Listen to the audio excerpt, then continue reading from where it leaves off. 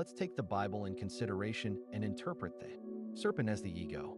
If we interpret the serpent in the Bible, specifically in the Genesis story of the fall, as a symbol of the ego, it opens up a rich vein of psychological and philosophical exploration. Let's dive into it.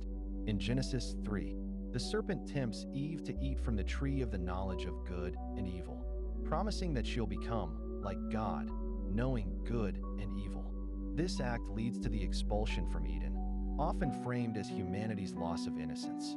Viewing the serpent as the ego shifts the story from a literal talking snake to an internal drama about self-awareness and desire. The ego, in psychological terms, think Freud or even Jung, is that part of us tied to identity, self-interest, and the drive to assert ourselves.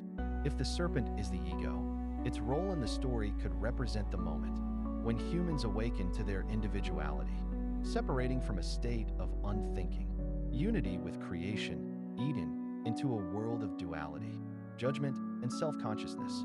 The promise of being like God aligns with the ego's hunger for power, significance, and control. It's the voice that says, "You're not enough as you are, reach for more."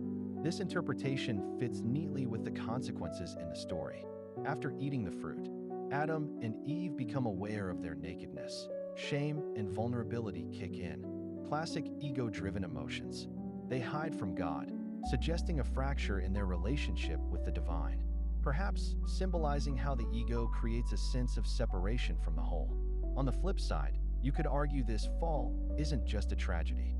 The serpent as ego might also represent the birth of free will and critical thought.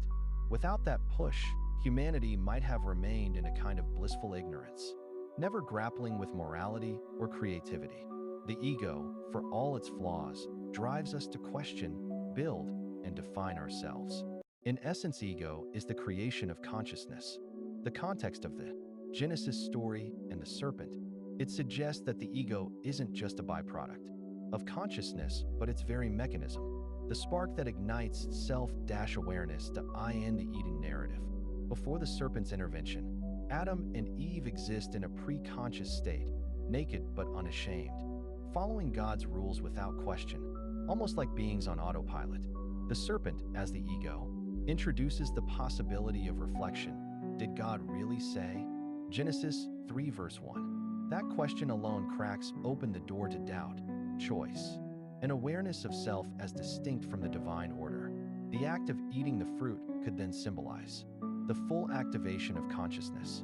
Knowledge of good and evil isn't just moral data, but the ability to perceive and evaluate the world through a self-aware lens.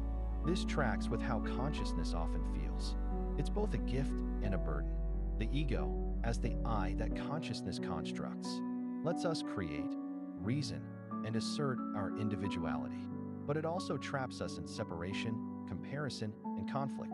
In the story, the immediate fallout, shame, blame, Adam pointing at Eve, Eve at the serpent, and exile mirrors how the ego fragments our experience, pulling us out of harmony into a world of me versus you, or me versus God. If the ego is the creation of consciousness, it's almost as if the serpent is less a villain and more a catalyst, inevitable, once the potential for awareness exists. Maybe Eden wasn't meant to last. Maybe consciousness, and thus the ego, was always the next step. It's a bit like Pandora's box. Once opened, there's no going back, and the story becomes about navigating what's unleashed.